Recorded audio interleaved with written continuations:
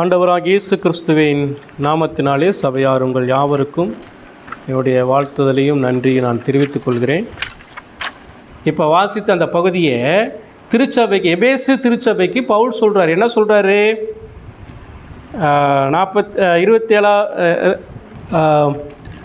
17வது வசனம் பாருங்கள்.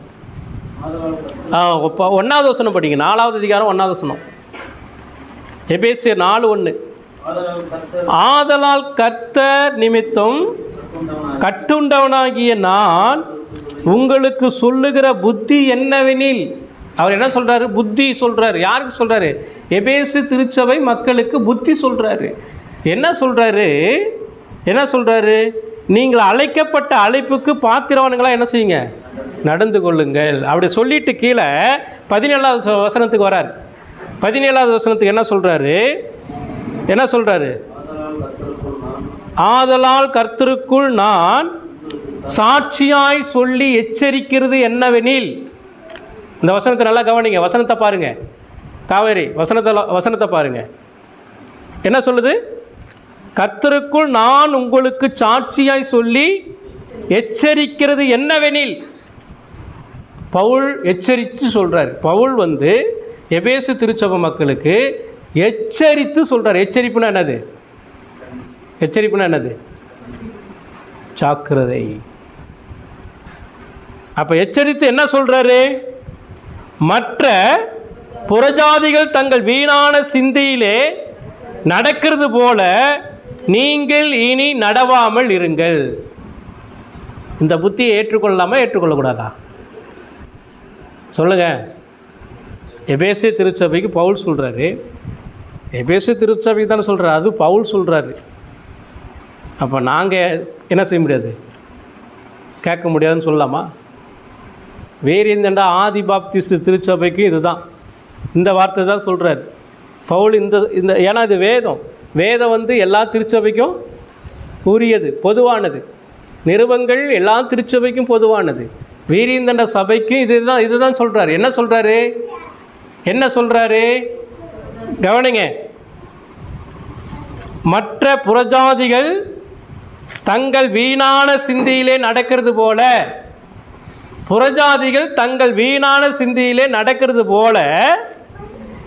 நீங்கள் இனி நடவாமல் இருங்கள். புறஜாதிகள் நடக்கிறது போல நீங்கள் என்ன செய்யாதீங்க? வீணான சிந்தையிலே நடக்கிறார்கள். யார் புறஜாதிகள்? புறஜாதிகள்னா யார்? கடவுளை அறியாதவர்கள். அவர்கள் எப்படி இருக்கிறாங்க? வீணான சிந்தையிலே நடக்கிறாங்க. இதுதான் புத்தி. இது யார் சொல்கிறது? பவுல் சொல்கிறாரு. பவுல் மூலமாக கடவுள் சொல்கிறாரு. அதனால் ஒவ்வொரு விசுவாசியும் புறஜாதிகள் நடக்கிறது போல் வீணான சிந்தையில் என்ன செய்யாதீங்க? நடவாமல் இருங்க. இதுக்கு நம்ம பதில் சொல்லணுமா இல்லையா? நம்ம கீழ்ப்படியணுமா இல்லையா? இப்போ இனி நம்ம எப்படி இருக்கிறோம்? ஏற்கனவே புறஜாதிகள். சரி, இங்கே ஏன் இந்த வார்த்தையை சொல்கிறாரு? எபேசு திருச்சபைக்கு இந்த வார்த்தை ஏன் சொல்கிறாரு? ஒரு காரியத்தை சொல்கிறாருன்னா என்ன காரணம்? அவங்க ஏற்கனவே என்ன செஞ்சுருக்கிறாங்க? புறஜாதிகளுடைய சிந்தையில் நடந்திருக்கிறாங்க. இப்போ புறஜாதிகள் பண்ணுற மாதிரியே நாமளும் பண்ணுறோம். ஏற்கனவே நான் பொங்கலுக்கு முன்னாடியே நான் ஒரு பிரசங்கம் பண்ணேன். புறஜாதிகளுடைய காரியத்தை நீங்கள் என்ன செய்யாதீங்க?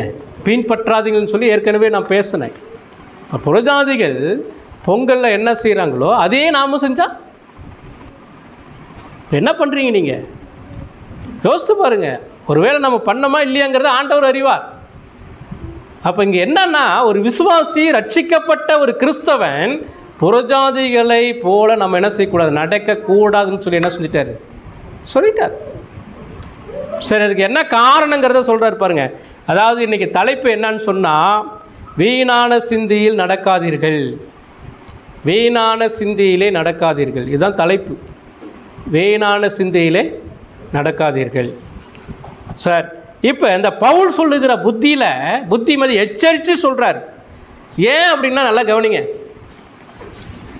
ஒரு விஷயத்தை நல்லா புரிஞ்சுக்க. ஏன் பவுல் சொல்லணும்னு என்ன அவசியம் இருக்குது? ஏன் பவுல் இதை சொல்கிறாரு? அவர் தான் அந்த சபையை என்ன செஞ்சார்? நிறுவனம். அவர் தான் அந்த சபைக்கு போதகர். அவர் தான் அந்த மக்களை நடத்தினார். இப்போ அந்த மக்கள் என்ன பண்ணாங்கன்னா வீணான சிந்தனைக்கு அவங்க போயிட்டாங்க, புறஜாதிகளை பின்பற்ற ஆரம்பிச்சிட்டாங்க. அதனால் அவர் ஏன் எச்சரித்து சொல்கிறாரு? என்ன காரணம்? அவங்களுடைய ஆத்துமா அவங்க என்ன செஞ்சிடக்கூடாது, நரகத்துக்கு போயிடக்கூடாது. ஏன்னா அந்த மக்கள் மீது இவருக்கு பாரம் இருக்குது, அக்கறை இருக்குது. காரணம் என்னென்னா, இவர் புறஜாதிகளுக்கு அப்போஸ்தலனாக இருக்கிறார். அதாவது ரட்சிக்கப்பட்ட ஒவ்வொருவருக்கும் பொறுப்பாளியாக இருந்தார் அவர். இன்றைக்கி உங்களுடைய திருச்சபைக்கு நான் போதகராக இருக்கிறேன்னு சொன்னால் உங்களுடைய ஆத்துமாவுக்கு நான் உத்தரவாதியா இல்லையா? சொல்லுங்கள். இப்போ ஒரு ஸ்கூலில் உங்கள் பிள்ளைங்க அனுப்புகிறீங்க, அந்த பிள்ளைக்கு வாத்தியார் என்ன செய்யணும்? உத்தரவாதியா இல்லையா? உத்தரவாதி. இப்போ வாத்தியார் சொல்கிறபடி பிள்ளைகள் கேட்கணுமா கேட்கக்கூடாதா? கேட்கக்கூடாதா? ஒரு ஹாஸ்பிட்டலுக்கு போயிட்டீங்க, டாக்டர் சொன்னபடி நீங்கள் கேட்கணுமா கேட்கக்கூடாதா? டாக்டர் சொல்கிறபடி நீங்கள் கேட்கலன்னா என்ன நடக்கும்? என்ன நடக்குங்க? அவ்வளோதான். வாத்தியார் சொல்கிறபடி நீங்கள் கேட்கலன்னா என்ன நடக்கும்? வக்கீல் சொல்கிறபடி நீங்கள் கேட்கலன்னா என்ன நடக்கும்? ஒரு அதிகாரிக்கு கீழே இருக்கிற நீங்கள் அதிகாரி சொல்கிறபடி நீங்கள் கேட்கலன்னா என்ன நடக்கும்? நீங்கள் உங்கள் முதலாளி சொல்கிறபடி நீங்கள் கேட்கலன்னா என்ன நடக்கும்? அப்போ ஒரு போதகருக்கு கீழே இருக்கிற போதகர், உங்களுடைய சபைக்கு போதகர் நான் சொல்கிறது நீங்கள் கேட்கல அப்படின்னா, கீழ்ப்படியலைன்னா என்ன நடக்கும்? சொல்லுங்கள், என்ன நடக்கும்? இப்போ கீழ்ப்படியணுமா கீழ்ப்படிக்கூடாதா?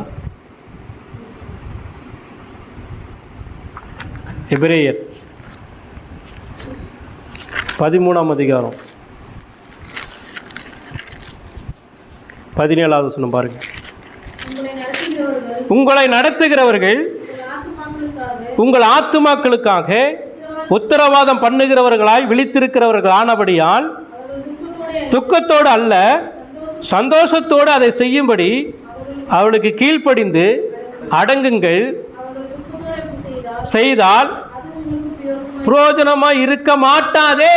இந்த வசனத்தை நல்லா படித்து பாருங்க. இங்கே அதுதான் சொல்கிறார். இங்கே சொல்கிறதும் ஆண்டவர் சொல்கிறார், ஆவியானவர் பேசுகிறார். என்ன சொல்கிறாருன்னா, உங்கள் திருச்சபைக்கு ஒரு போதகர் ஆண்டவர் ஏற்படுத்தியிருக்கிறார். உங்களுக்கு போதிக்கணும், உபதேசம் பண்ணணும், உங்களை நல்வழிப்படுத்தணும். உங்கள் ஆத்மாவுக்கு இங்கே பாருங்கள், உங்களை நடத்துகிறவர்கள் உங்கள் ஆத்மாவுக்கு உத்தரவாதம் பண்ணுகிறவர்களாய் விழித்திருக்கிறவர்களானபடியால். அப்போ எங்களுடைய விழிப்பு என்ன தெரியுமா? நீங்கள் ஒழுங்காக ஜெபம் பண்ணணும், ஒழுங்காக வேதத்தை படிக்கணும், திருச்சபைக்கு ரெகுலராக வரணும், போதகருக்கு கீழ்ப்படிக்கணும், போதகரை நேசிக்கணும், போதகரை மதிக்க பார்க்கணும். இப்போ இது ஏன் பவுல் இந்த அளவுக்கு எச்சரித்து சொல்கிறாருன்னா, இல்லைன்னா என்னுடைய எச்சரிப்பு கேட்கலன்னா, நீங்கள் கீழ்ப்படியலைன்னா நரகம் போயிடுவீங்க, அக்னி கடலுக்கு போயிடுவீங்க. புரியுதா? இப்போ ஒன்றும் இல்லை, உங்கள் பிள்ளைகள் கீழ்ப்படியாமல் இப்படி இருக்கிறாங்கன்னா உங்களுக்கு எப்படி இருக்கும்? உங்கள் பிள்ளைங்க கீழ்ப்படியாமல் பாவத்தோடு இருக்கிறாங்க, பயங்கரமான ஒரு ஆபத்தில் இருக்கிறாங்கன்னா உங்கள் மனசு எப்படி இருக்கும்? சந்தோஷப்படுவீங்களா? வேதனைப்படுவீங்களா இல்லையா? துக்கப்படுவீங்களா இல்லையா? அதே தாங்க ஒவ்வொரு போதகனுக்கும். நீங்கள் ஒழுங்காக நடக்கலை அப்படின்னா, ஒழுங்காக கீழ்ப்படியலைன்னா, வேதத்தின்படி இல்லைன்னா, நானும் அந்த அளவுக்கு உங்களுக்காக ஒவ்வொரு நாளும் துக்கப்பட வேண்டிய சூழ்நிலை இருக்குது. அதனால தான் எச்சரித்து சொல்லுகிறது, வீணான சிந்தியிலே மற்ற புறஜாதிகள் நடக்கிறபடி வீணான சந்தியிலே நீங்கள் என்ன செய்யக்கூடாது, நடக்கக்கூடாதுன்னு சொல்லி பவுல் எச்சரித்து சொல்கிறார். இதுக்கு கீழ்ப்படியணுமா இல்லையா? கீழ்ப்படியணுங்க. நான் உங்களுடைய போதகர், நீங்கள் இந்த விசுவாசனுடைய மந்தை. 1 பேதுரு 5ஆம் அதிகாரம்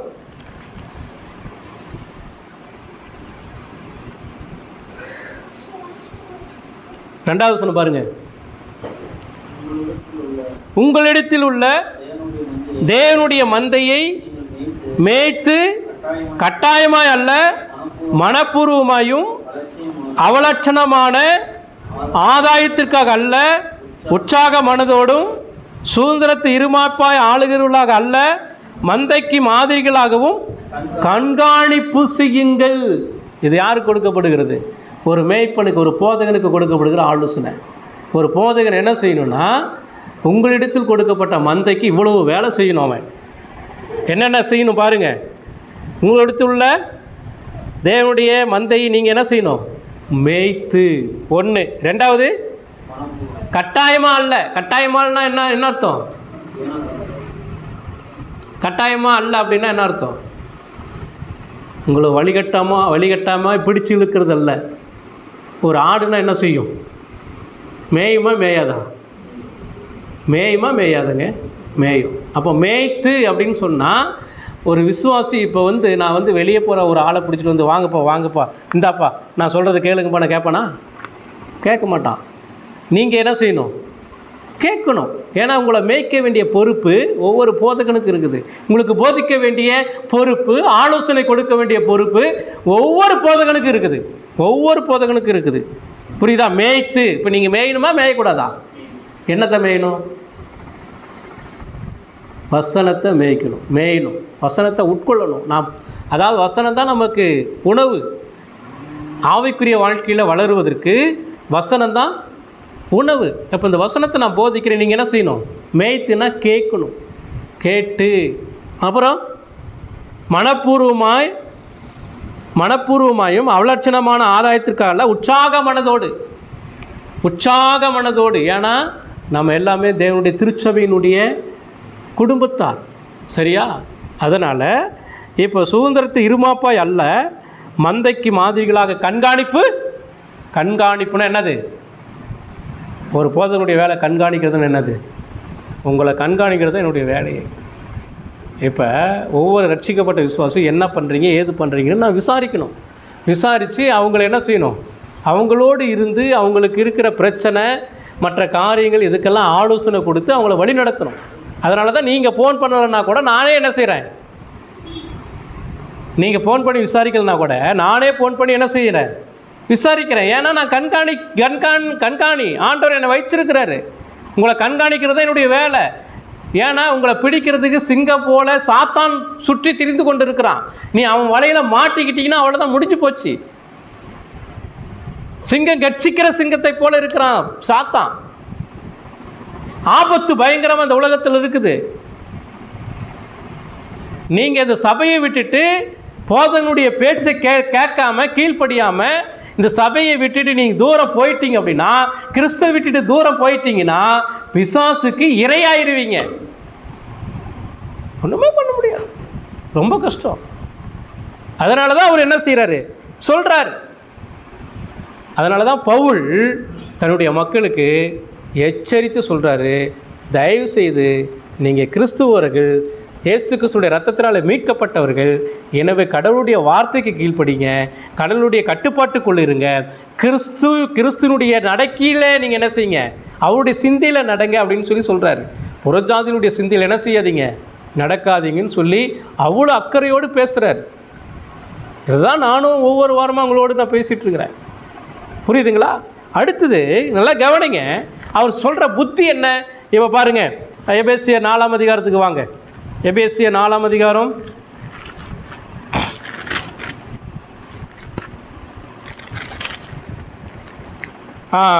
18வது வசனம் பாருங்க. புத்தியில அந்தகாரப்பட்டு இருதய கடினத்தினால் தேவனுடைய ஜீவனுக்கு, கவனிங்க, புறஜாதிகள் என்ன பண்ணுறாங்கிறத சொல்கிறார். நீங்கள் என்ன பண்ணுறீங்கன்னு சொல்லலை, புறஜாதிகள் என்ன பண்ணிட்டு இருக்கிறாங்க. நீங்கள் புறஜாதிகளுடைய வீணான சிந்தையில் நடக்காதீங்கன்றாரு. அந்த வீணான சிந்தையில் அவங்க எப்படி நடக்கிறாங்கிறத என்ன செய்கிறாரு இங்கே சொல்கிறார். 7 காரியத்தை சொல்கிறாரு. இங்கே இந்த 7 காரியத்தை நான் விளக்கணுன்னா டைம் முடிஞ்சிடும். சுருக்கமாக நான் சொல்லி முடிக்கிறேன். முதல் காரியம் என்ன அப்படின்னு சொன்னால், வீணான சிந்தையிலே நடக்கிறது. வீணான சிந்தையில் நடக்கிறது. அப்போ இந்த வீணான சிந்தனை அப்படின்னா என்ன அர்த்தம்னா,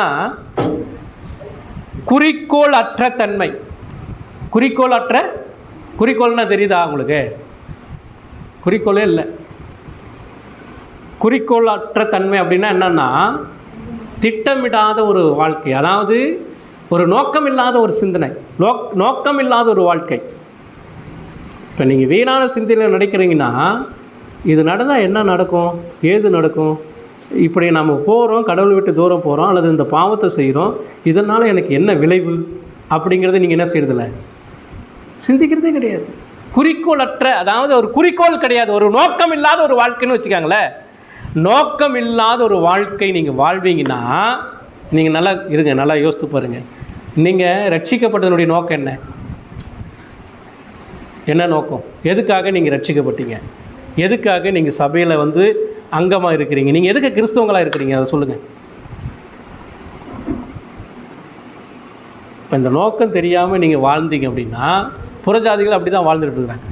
அவங்களுக்கு குறிக்கோள்லாம் கிடையாது. இப்போ நல்லா கவனிங்க, நமக்கு ஒரு குறிக்கோள் இருக்குது. என்ன குறிக்கோள்? நாம் மரிச்சோம்னா எங்கே போவோம்? பரலோகத்துக்கு போவோம். அவங்களுக்கு அந்த குறிக்கோள் இருக்காது, நோக்கம் இருக்காது. இன்னொன்று, நமக்கு ஒரு சட்டத்திட்டங்கள் இருக்குது. அதாவது ஒரு மனிதன் ரட்சிக்கப்பட்டவன் இப்படி தான் வாழணும். ஏற்கனவே சொன்னேன்ல, அப்போஸ்தலர் 2ஆம் அதிகாரத்தில். அந்த நோக்கத்துக்காக அவன் என்ன செய்யணும்? அனுதினமும் சபையில் தரித்திருந்து என்ன செய்யணும்? உபதேசத்தில் வளர்ந்து, ஐக்கியமாக இருந்து, திருவிருந்து எடுத்து, ஜெபம் பண்ணி, அடுத்தது ஒருமனப்பாட்டோடு இருந்து தேவனுடைய கட்டளைகளை நிறைவேற்றி நித்திய வாழ்வுக்கு போகணும். இந்த நோக்கமற்ற ஒரு நிலையில் யார் இருக்கிறா? புறஜாதியாக இருக்கிறான். புறஜாதியாக குறிக்கோள் இல்லாமல் அவன் என்ன செய்கிறான்? ஏனோ தானோ என்று சொல்லி வாழ்ந்துட்டு இருக்கிறான். அதனால் அவனுடைய வாழ்க்கையில் கனி இல்லை, கனியற்ற வாழ்க்கை. அன்பு கிடையாது, சந்தோஷம் கிடையாது, சமாதானம் கிடையாது. அடுத்தது முன்னேற்றமும் இல்லை, ஒரு முன்னேற்றமும் இல்லை. அவன் மாயையை பின்பற்றி வாழுகிறான். இன்னைக்கு யோசித்து பாருங்க, நம்முடைய நிலை எப்படி இருக்குது? இப்போ புறஜாதிகளுடைய சிந்தையில் வீணான சிந்தையில் நடக்காதீங்கன்னு சொல்கிறார். புறஜாதிகளுடைய சிந்தனை என்ன? குறிக்கோள் அற்ற ஒரு வாழ்க்கை. இன்றைக்கி உங்களுக்கு எனக்கு குறிக்கோள் இருக்குதா? இன்றைக்கி நம்மளும் அப்படி தானே இருக்கிறோம். யோசித்து பாருங்க. அடுத்தது ரெண்டாவது காரியம் அவர் என்ன சொல்கிறாருன்னா, கண் பார்வையற்ற நிலை. கண் பார்வையற்ற நிலைன்னா வாசிங்க பாருங்க, 18வது வசனத்தில். 18 என்னது? அவர்கள் புத்தியில் அந்தகாரம். அந்தகாரம்னா என்னது? புத்தியில் அந்தகாரப்பட்டு, புத்தி இல்லை, அந்தகாரம். மண்டையில் மூளை இல்லை, என்ன இருக்குது? மசால் தான் இருக்குது, வெறும் மண்ணு தான் இருக்குது. என்ன இல்லைன்னா அந்தகாரப்பட்ட புத்தியே இல்லை. புத்தி இல்லாத ஒரு நிலை, இருளுக்குள் இருக்கிற ஒரு நிலை, நம்முடைய கண்கள் கூடாக்கப்பட்ட ஒரு நிலை. 2 கொரிந்தியர் 4ஆம் அதிகாரம் 4வது வசனம் பாருங்க.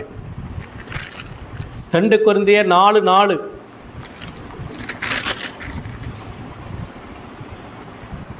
தேவனுடைய சாயலாக இருக்கிற கிறிஸ்துவின் மகிமையான சுவிசேஷத்தின் ஒளி அவிசுவாசிகளாகிய அவர்களுக்கு பிரகாசமாக இராதபடிக்கு இப்பிரபஞ்சத்தின் தேவனானவன் அவருடைய மனதை குருடாக்கினான். யார் குருடாக்குறது? நல்லா கவனிங்க இந்த வசனத்தை. யார் குருடாக்குறது? பிசாசானவன். எதை குருடாக்கினா? கண்ணுன்னு சொல்லுதா, மனதுன்னு சொல்லுதாங்க? கண்ணுன்னு சொல்லுதா, மனதுன்னு சொல்லுதா? மனதை குருடாக்கினான். பிசாசானவன் எது பிரகாசமாக இராதபடிக்கு? கிறிஸ்துவின் சுவிசேஷம் பிரகாசமாக இராதபடிக்கு. கிறிஸ்துவின் சுவிசேஷம் பிரகாசமாக இராதபடிக்கு அவனுடைய மனதை பிசாசானவன் என்ன செஞ்சான்? குருடாக்கினான். இங்கே நல்லா கவனிங்க. சுவிசேஷம்னா என்னன்னு தெரியுதா? இது கிறிஸ்துவின் சுவிசேஷம். சுவிசேஷம் என்பது கிறிஸ்துவனுடைய மரணம், அடக்கம், உயிர்த்தெழுதல் தான் சுவிசேஷம். நல்லா புரிஞ்சுக்கோங்க. சுவிசேஷம் என்பது கிறிஸ்துவனுடைய மரணம், அடக்கம், உயிர்த்தெழுதல். இந்த சத்தியம் அவங்களுடைய மனதில் எட்டாதபடிக்கு பிசாசானவன் அவங்களுடைய மனதை கூடாக்கி வச்சிருக்கிறான். யாருக்கு? புறஜாதிகளுக்கு. நல்லா கவனிங்க, புறஜாதிகளுக்கு. யாருக்கு? புறஜாதிகளுக்கு. அதனால தான் அவங்களுக்கு கிறிஸ்துவை ஏற்றுக்கொள்ளவில்லை. அவர்கள் யாரை ஆராதிக்கிறார்கள்? விக்கிரகத்தை ஆராதிக்கிறார்கள். கிறிஸ்துவனுடைய மரணத்தை பற்றி தெரியல அவங்களுக்கு, அடக்கத்தை பற்றி தெரியல, அடுத்து உயிர்த்தெழுதலை பற்றி தெரியல. சுவிசேஷத்தினுடைய மகிமை அவங்களுக்கு பிரகாசமாக இராதபடிக்கு பிசாசானவன் கண்களை கூடாக்கி கொண்டு இருக்கிறான். இன்றைக்கி சுவிசேஷனா என்னன்னு தெரியுதா உங்களுக்கு? ரட்சிக்கப்பட்டிருக்கீங்களா? இந்த சுவிசேஷம் இல்லாமல் நீங்கள் ரட்சிக்கப்பட முடியாது. இந்த சுவிசேஷத்தை கேட்காம நீங்கள் ரட்சிக்கப்பட முடியாது. கிறிஸ்து எனக்காக மரித்தார், கிறிஸ்து எனக்காக அடக்கம் பண்ணப்பட்டிருக்கிறார், கிறிஸ்து எனக்காக உயிர்த்தெழுந்திருக்கிறார். எனவே அவருடைய மரணத்தின் மூலமாக தான் நான் மீட்கப்பட்டு இயேசுவின் பிள்ளையாக இன்னைக்கு மாறி இருக்கிறேன். இதுதான் சுவிசேஷம். இது உங்களுக்கு தெரியுமா? இந்த சுவிசேஷம் உங்களை ரட்சித்து இருக்கிறதா? புறஜாதி மக்களுக்கு இது தெரியல, அவங்களுடைய கண்கள் கூடாக்கப்பட்டிருக்குது. இன்றைக்கி உங்கள் கண்கள் எப்படி திறக்கப்பட்டிருக்குதா? நீங்கள் இந்த சுவிசேஷம் உங்களுக்கு தெரியுமா? இந்த சுவிசேஷத்தின் மூலமாக நீங்கள் ரட்சிக்கப்பட்டிருக்கீங்களா? இந்த சுவிசேஷம் உங்களுக்குள்ள பிரகாசமாக இருக்குதா? இந்த சுவிசேஷத்தை மற்றவங்களுக்கு நீங்கள் அறிவிக்கிறீங்களா? சொல்லுங்க, அறிவிக்கிறீங்களா? அறிவிக்கலை அப்படின்னா சுவிசேஷம் உங்களுக்குள்ள பிரகாசமாக இல்லை. கிறிஸ்துவின் மகிமையின் சுவிசேஷம் உங்களுக்குள்ள இல்லை. நீங்கள் வேறொரு சுவிசேஷத்தை பற்றி கொண்டிருக்கிறீங்க. கிறிஸ்துவின் சுவிசேஷத்தை நீங்கள் பற்றி கொள்ளவில்லை. புறஜாதிகள் நடக்கிறது போல நீங்கள் நடந்து கொண்டிருக்கிறீங்க. பாவ மன்னிப்புக்கு எதுங்க தேவை? உன் பாவங்கள் மன்னிக்கப்படணும்னா யார் வேணும்? யார் வேணும் சொல்லுங்கள்? உங்கள் பாவங்கள் மன்னிக்கப்படணும்னா யார் வேணும்? இயேசு கிறிஸ்துனுடைய ரத்தம் வேணும். இயேசு கிறிஸ்துனுடைய ரத்தமே இல்லாமல் உங்களுக்கு மீட்பு கிடையாது, பாவ மன்னிப்பு கிடையாது, ரட்சிப்பு கிடையாது. ஆனால் இன்றைக்கி உலகத்தில் இருக்கிற எல்லா மனிதனும் பாவத்தில் பிறந்திருக்கிறான்.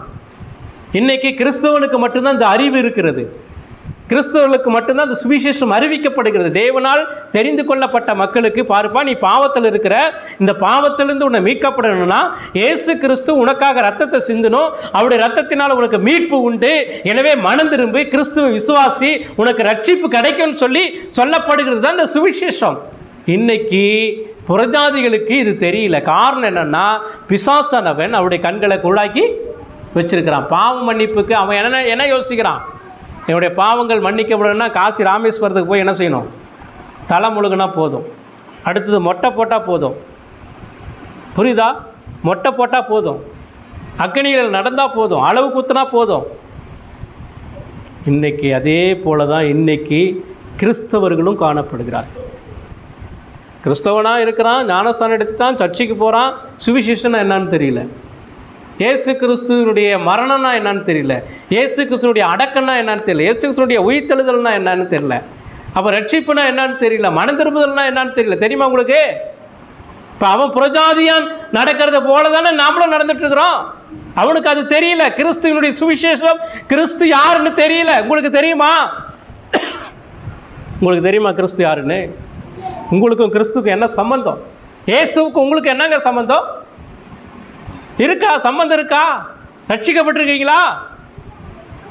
அப்போ நாம் யாருடைய சிந்தையில் நடந்து கொண்டு இருக்கிறோங்கிறத பாருங்கள், யோசித்து பாருங்கள்.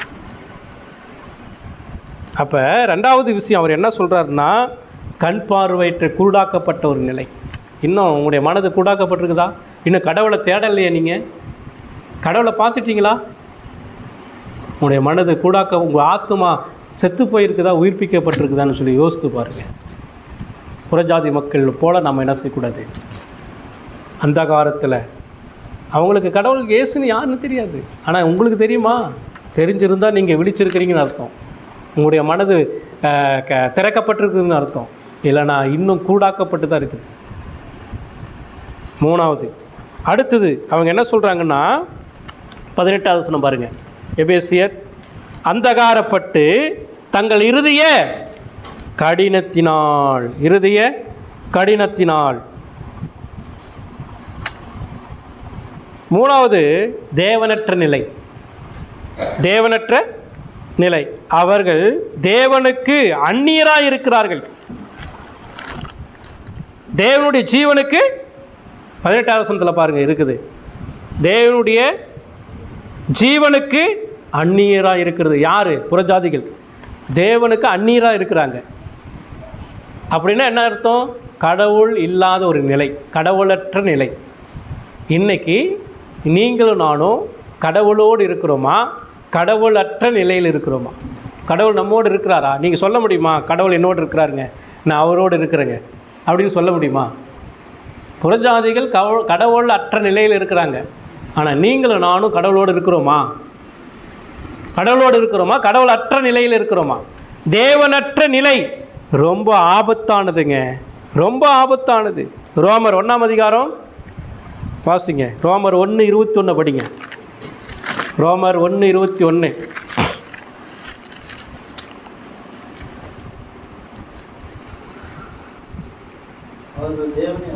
அவர்கள் தேவனை அறிந்தும் அவரை தேவனென்று மகிமைப்படுத்தாமலும் ஸ்தோத்தரியாமலும் இருந்து தங்கள் சிந்தனைகளினாலே வீணரானார்கள். உணர்வில்லாத அவருடைய இருதயம் இருள் அடைந்தது. வசனத்தை பாருங்க, தேவனற்ற நிலை. இன்றைக்கி நிறைய பேர் வேதம் என்ன சொல்லுது, அந்த வசனத்தை பாருங்க. வசனத்தை பாருங்கள், 21வது வசனம் பாருங்கள். ரோமர் 8:21. ஏசுபாபா அதை வாசிங்க. ரோமர் 8:21. அறிந்தும் அப்படின்னா என்ன அர்த்தம்? ரட்சிக்கப்பட்டும், நான் கிறிஸ்தவன் சொல்லியும், சரியா, நான் இந்த சபை சேர்ந்தவன் சொல்லியும், அறிந்தும் மகிமைப்படுத்தாமலும் ஸ்தோத்தரியாமலும் இருந்து, மகிமைப்படுத்தாமலும் ஸ்தோத்தரியாமலும் இருந்து, கடவுளை ஆராதிக்காமலும் ஞாயிற்றுக்கிழமையில் வராமலும் இருந்து, ஞானஸ்தானம் எடுத்து நான் கிறிஸ்துவன் சொல்லி கொண்டு வராமல் இருந்து, அப்புறம் வீணரானார்கள். ஏன் அப்படி பண்ணாங்க? வீணரானார்கள். அப்புறம் உணர்வில்லாத அவருடைய இருதயம் அவர்கள் தங்கள் ஞானிகள் என்று சொல்லியும் பைத்தியக்காரராக இருக்கிறாங்க. ஏன் சர்ச்சைக்கு வர மாட்டுறாங்க? ஏன் கடவுளை பின்பற்ற மாட்டாங்க? ஏன் கடவுளை தொழுது கொள்ள மாட்டுறாங்க? அவன் எடுத்துட்டு இருக்கிறாங்க, நான் எனக்கு அறிவு நிறைய இருக்குது, எனக்கு அது போதும், எனக்கு ஞானம் இருக்குது, புரியுதா, எனக்கு எதுவும் நடந்துடாது, நான் சர்ச்சைக்கு போகலன்னா எனக்கு ஏதாவது நடந்துருமா? ஒன்றுமே நடக்காது, ஒன்றும் பிரச்சனை கிடையாது. எல்லோரும் எப்படி நல்லா தான் இருக்கிறாங்க, அதனால் நானும் நல்லா தான் இருக்கிறேன், புரியுதா? அப்படிப்பட்ட தங்கள் ஞானிகள் என்று எண்ணி பைத்தியக்காரர்களாய் இருக்கிறார்கள். அப்புறம் அழிவில்லாத தேவனுடைய மகிமையை அழிவுள்ள மனுஷர்கள், பறவைகள், மிருகங்கள், ஊரும் பிராணிகள் ஆகிய இவைகளுக்கு ரூபங்களுக்கு ஒப்பாக மாற்றினார்கள். அடுத்து விக்கிரகாராதனை. இது நிமித்தம் அவர்கள் இருதயத்தில் உள்ள இச்சைகளினாலே ஒருவரோடு ஒருவர் தங்கள் சரீரங்களை அவமானப்படுத்தத்தக்கதாக தேவன் அவர்களை என்ன செஞ்சாராம்? அசுத்தத்துக்கு ஒப்பு கொடுத்தாராம். எவ்வளோ டேஞ்சர் பாருங்கள். தேவன் இல்லாத ஒரு வாழ்க்கை ரொம்ப ஆபத்தானது. இது புறஜாதிகள், அவங்க கடவுளற்ற நிலையில் இருக்கிறாங்க. ஆனால் நீங்களும் நானும் கடவுளோடு இருக்கிறோமா? அடுத்தது 4வது காரியம் என்ன தெரியுமா? 19வது வசனம் பாருங்கள். எபேசியர் 4:19. உணர்வில்லாதவர்களாய். என்னது? உணர்வில்லாத. இது எதை குறிச்சுன்னா வெட்கமற்ற நிலை. வெட்கப்படுறதில்ல, தன்னுடைய பாவத்துக்காக கொஞ்சம் கூட ஒரு வெட்கமே படுறதில்ல. அதாவது பாவம் செய்கிற ஒவ்வொருவரும் என்ன செய்யணும்? வெட்கப்படணும். தேவ சமூகத்தில் என்ன வெட்கப்படணும்?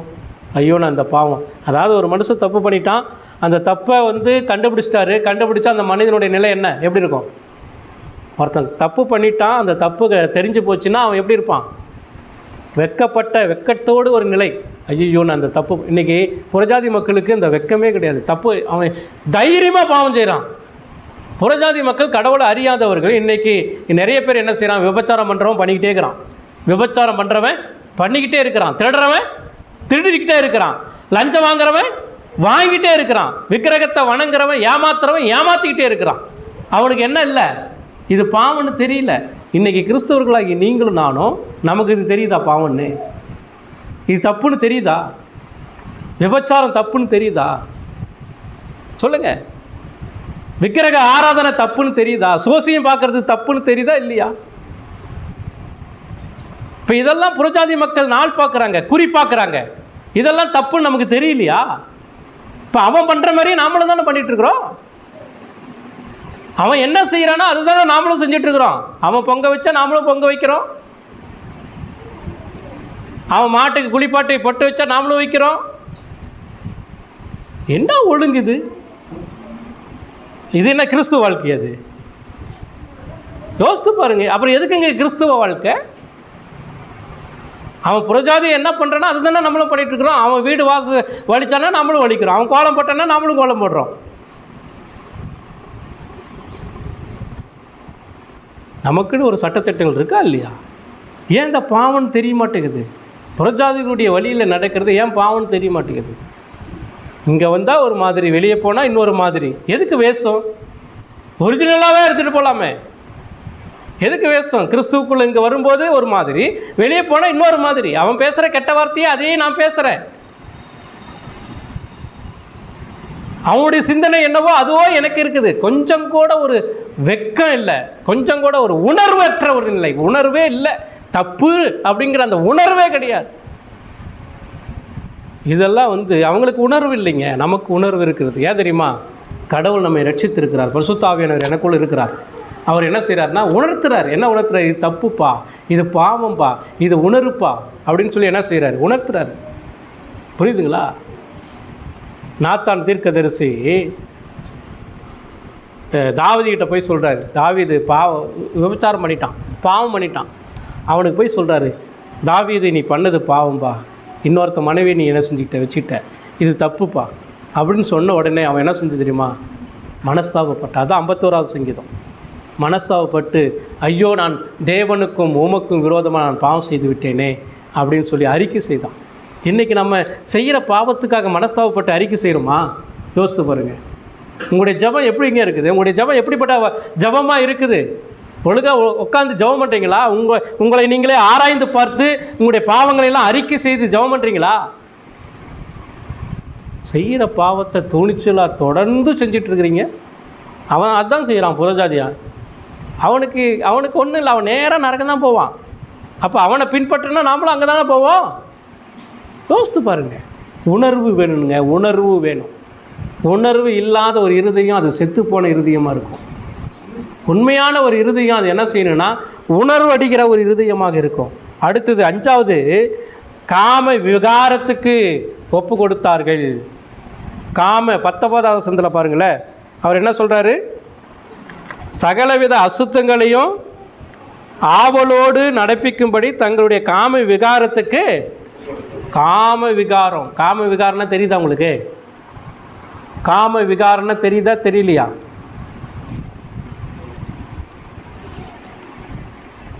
இன்னைக்கு நிறைய சின்ன பிள்ளைகள் பாலியல் கொடுமைப்படுத்துகிறாங்களா இல்லையா? கொடுமைப்படுத்தி நிறைய பேர் மாற்றிக்கொள்கிறாங்களா இல்லையா? காம விகாரம், சரீரத்தின் இச்சை. புரியுதா? தான் மனைவியை நேசிக்கணும். அதுக்கு தான் ஆண்டவர் மனிதன் தனிமையாக இருப்பது நல்லதில்லை என்று சொல்லி ஏற்ற துணையை கொடுத்தார். மனைவியை நேசிக்காமல், கணவனை நேசிக்காமல், இன்னொருத்தனுடைய கணவனை, இன்னொருத்தனுடைய மனைவியை நேசிப்பது அது விபச்சாரம், காம விகாரம். இது யாருக்குள்ளே இருந்துச்சு? புறஜாதிகளுக்குள்ளே இருந்துச்சு. புறஜாதிகளுக்குள்ளே இருந்துச்சு. ஆனால் கிறிஸ்துவனுக்குள்ளே இருக்கக்கூடாது. அதான் வீணான சிந்தனை உனக்கு வேண்டாம். அதனால தான் அவன் 2 பொண்டாட்டி 3 பொண்டாட்டி என்ன செய்கிறான்? கட்டிக்கிறான். அவன் எத்தனை பெண்களினாலும் திருமணம் செஞ்சுக்கிறான், வப்பாட்டியும் வச்சுக்கிறான், மனைவிகளையும் வச்சுக்கிறான். ஆனால் இன்றைக்கி கிறிஸ்துவனுடைய கொள்கை என்ன? ஒரே மனைவியுடையவனாக இருக்கணும், ஒரே புருஷனுடையவனாக இருக்கு. இதுதான் வேதம் சொல்லுது. ஒரே மனைவியுடைய, ஒரே புருஷனுடைய நபர்களாக இருக்கணும். ஒரே மனைவியை நேசிக்க பார்க்கணும், ஒரே புருஷனை நேசிக்க பார்க்கணும், இன்னொருத்தனை நேசிக்கிறது. இதெல்லாம் இருந்துச்சு அப்படின்னு சொன்னால் இதெல்லாம் தேவனுக்கு அடுத்த காரியமாக இருக்கிறது. இதெல்லாம் பெரிய பாவமாக இருக்கிறது. இதிலிருந்து இந்த புறஜாதி மக்கள் இப்படிப்பட்ட ஒரு நிலையில் இருக்கிறாங்க. அவர்களைப் போல வீணான சிந்தையை நீங்களும் நான் என்ன செய்யக்கூடாது? நடக்கக்கூடாது என்பது தான் வேதம் சொல்லுகிற காரியம். அடுத்தது 6வது காரியம் என்னன்னு சொன்னால், சகலவித அசுத்தங்களையும் செய்தார்கள். இழிநிலையா சகலவிதமான அசுத்தமான காரியங்கள். அசுத்தம் அப்படின்னு சொன்னால் சகலவிதமான அசுத்தமும், எல்லா அசுத்தமும். ஆண்டவர் அதுக்காக நம்மளை அழைச்சார். பரிசுத்தமாக இருப்பதற்கு தான் ஆண்டவர் உங்களை என்னை அழைச்சார், அசுத்தமாக இருக்கிறதுக்கல்ல. அசுத்தத்தில் இருந்து தான் ஆண்டவர் பரிசுத்தமான ஒரு நிலைக்கு நம்மளை கொண்டு வந்தார். உங்களையும் என்னையும் சத்தியம் பரிசுத்தப்படுத்துகிறது. இந்த வசனம் தான் நம்மளை பரிசுத்தப்படுத்தி ரட்சித்து இருளுக்குள் அந்தகாரத்தில் இருந்த நம்மை ஒளியின் கிறிஸ்துவின் இடத்திற்கு கொண்டு வந்திருக்கிறது. நம்ம பரிசுத்தமானவர்கள். அசுத்தமானதெல்லாம் என்ன செய்யக்கூடாது. அசுத்தத்தை நாடக்கூடாது. எதெல்லாம் அசுத்தம்? வேதம் நிறைய சொல்லுது, எல்லா விதமான அசுத்தமான காரியங்கள். அடுத்தது 7வது காரியம், ஆவலோடு நடப்பித்தார்கள். ஆவல், எதை மேலே ஆவல்? பாவத்தின் மீது ஆவல், பாவத்தின் மீது ஆதல். இது எதை குறிக்கிறதுனா பேராசையை குறிக்கிறது. பேராசை. பேராசை, ஆசை ஆசையே தப்பு, அதில் பேராசை அதிகமான தப்பு. பேராசைனா புரியுதா இல்லையா உங்களுக்கு? பேராசை இருக்கிறது போதும் என்கிற அந்த மனது இல்லை. 1 தீமோத்தேயு 6ஆம் அதிகாரம் 6வது வசனம் வந்து பாருங்களேன். போதும் என்கிற மனதுடனே கூடிய தேவ பக்தியை மிகுந்த ஆதாயம். உலகத்திலே நாம் ஒன்றும் கொண்டு வந்ததும் இல்லை, இதிலிருந்து நாம் ஒன்றும் கொண்டு போவதும் இல்லை என்பது நிச்சயம். உண்ணவும் உடுக்கவும் நமக்கு உண்டா இருந்தால் அது போதும் என்று இருக்க கடவோம். ஐஸ்வர்யவன்களாக விரும்புகிறவர்கள் சோதனையிலும் கண்ணிலும் மனுஷரை கேட்டிலும் அழிவிலும் அமிழ்த்துகிற மதிகேடும் சேதமான பலவித இச்சைகளிலும் விழுகிறார்கள். பணாசை எல்லா தீமைக்கும் வேறாக இருக்கிறது. சிலர் அதை இச்சித்து விசுவாசத்தை விட்டு வழுவி அநேக வேதனைகளாலே தங்களை உருவ குத்தி கொண்டிருக்கிறார்கள். இதுதான் பேராசையினுடைய நிலை. நான் சொல்லலை, வேதம் சொல்லுது. இப்போ இன்றைக்கி யோசித்து பாருங்கள், புறஜாதி மக்கள் வந்து பணத்தை சேர்க்கிற காரியத்தில் அவங்க எது வேணாலும் செய்வாங்க, கொலை செய்வாங்க. பணம் சேர்க்கறதில்ல, பணத்து மேலே அவ்வளோ வெறி. அதாவது நீங்கள் நல்லா கவனித்து பார்த்தீங்கன்னா, பணம் சேர்க்குறவன் என்ன செய்வான் தெரியுமா? உழைச்சலாம் சேர்க்க மாட்டான், உழைச்சலாம் தைக்க மாட்டான். சூதாட்டம் ஆடி, அடுத்தது மற்றவனை ஏமாற்றி, அடுத்தது லஞ்சம் வாங்கி, பரிதானம் வாங்கி, பரிதானம் என்னது? வரதட்சணை வாங்கி மற்றவங்களை ஏமாற்றி உழைக்காமல் சேர்க்கறதுக்கு தான் பார்ப்பான். ஆனால் பணம் சேர்க்குற அத்தனை பேருமே அவனுக்கு எல்லா தீமைக்கும் வேறாக இருக்கிறது. அவன் என்ன செய்வான்னா, விசுவாசத்தை விட்டு வழிவு என்ன செஞ்சிருவான்? பணாசை உள்ளவன் கிறிஸ்தவனாக இருக்கவே முடியாது. பணாசை உள்ளவன் அவன் விசுவாசத்தை விட்டுட்டு, தான் விசுவாசிக்கிற சத்தியத்தை விட்டுட்டு, திருச்சபையை விட்டுட்டு, கிறிஸ்துவை விட்டுட்டு அவன் என்ன செஞ்சிருவான்?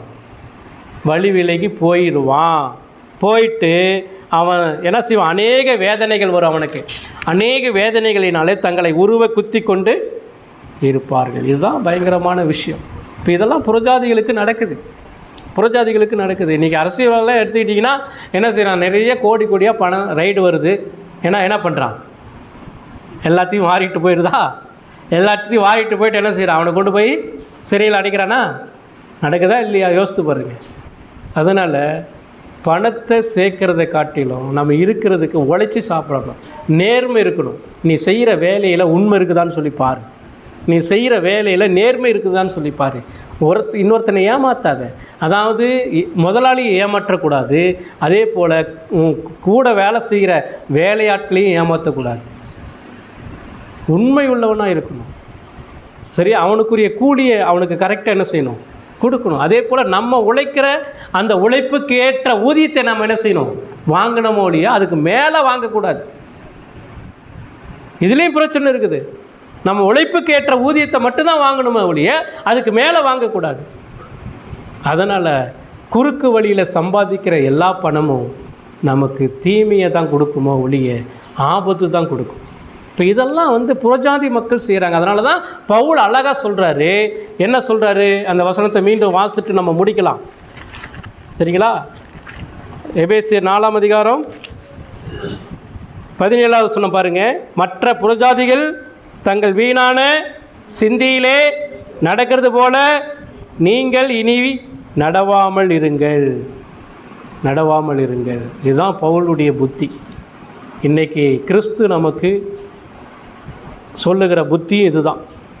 எச்சரித்து சொல்கிறார். என்ன சொல்கிறாருன்னா, புறஜாதிகள் போல் நீங்கள் வாழாதீங்க தயவுசெய்து. உங்களுக்குன்னு ஒரு வாழ்க்கை இருக்குது, உங்களுக்குன்னு ஒரு திருச்சபை அமைப்பு இருக்குது. கிறிஸ்தவன் சபைக்குள்ளே இருந்து போதகர் போதிக்கிறதுக்கு கீழ்ப்படிந்து அவன் என்ன செய்ய வேண்டும்? கிறிஸ்து வருகிற வரைக்கும் ஒழுங்காக இருந்து எல்லா சட்டத்திட்டங்களுக்கு கீழ்ப்படிந்து வாழும்போது மட்டும்தான் அந்த நித்தியமான வாழ்க்கைக்குள்ளே நீங்களும் நான் என்ன செய்ய முடியும்? போக முடியும்.